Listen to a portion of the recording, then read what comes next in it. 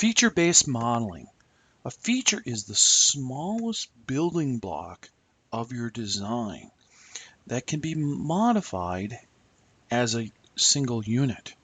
So in this case here, if I pick on this and I right click and I say edit the feature, this feature is this whole, okay?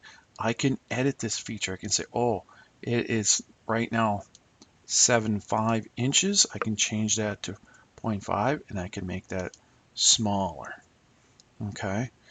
I can also come over here, and this is a feature. I can come over here and edit that feature.